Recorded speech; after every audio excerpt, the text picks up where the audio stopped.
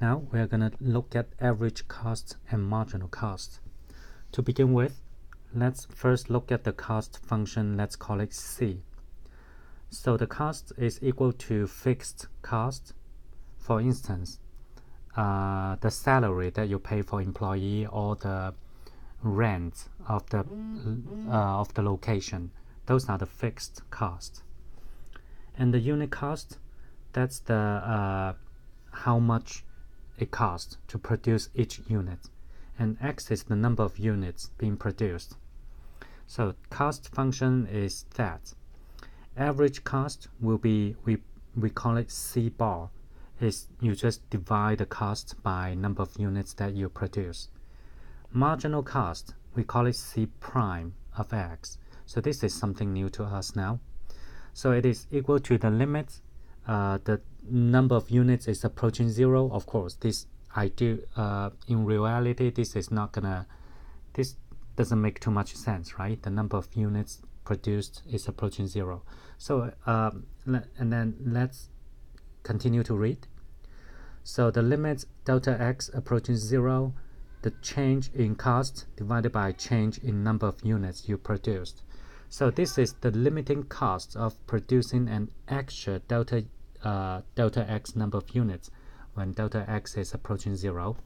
So because we say that delta X won't approach 0, the number of units cannot be approach 0.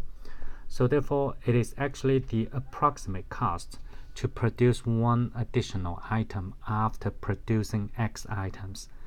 And again, just want to make sure that it's just produce one additional item, because the smallest amount change that you can have is just delta X is just 1.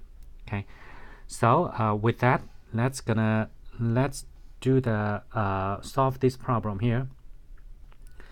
We are given the cost function, so it's this function for X from 0 to 1,000 inclusive. Let's find the average cost, which is according to how we define it. You just use cost divided by X, and the cost function is given right here. So you're going to divide that cost function by X, and it turns out to be that should be just some very easy algebra.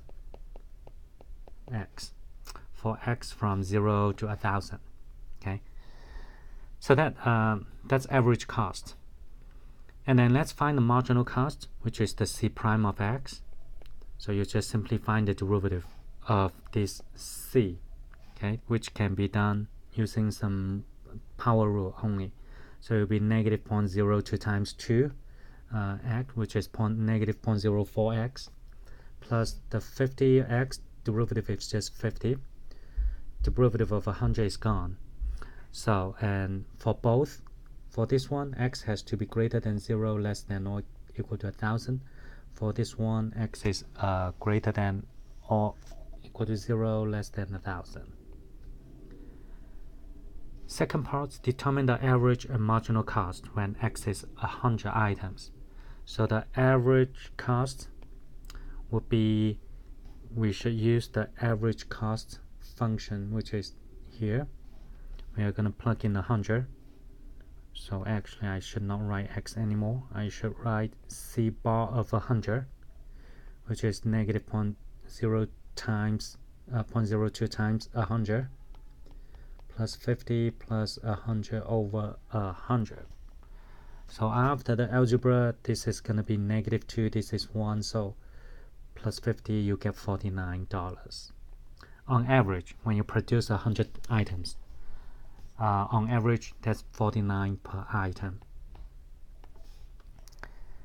Now, let's find the marginal cost when X is 100, so which means C prime of 100, and then we use the C prime function, and this is turns out to be this is negative 4 plus 50, which is 46. So 46. Now what does that mean? That means the 101st item cost item cost is about $46. That's what it means. The part C, determine the average and marginal cost when X is 100 items. So I think this is kind of repeats the part B, but change the 900 to change the 100 to 900. So therefore we are going to repeat that. C bar of 900. I'm going to leave the algebra behind and you can check and then try to see if your answer is $32 per item. So on average it will be 32. The more you produce, the lower the cost on average. So that's kind of intuitive.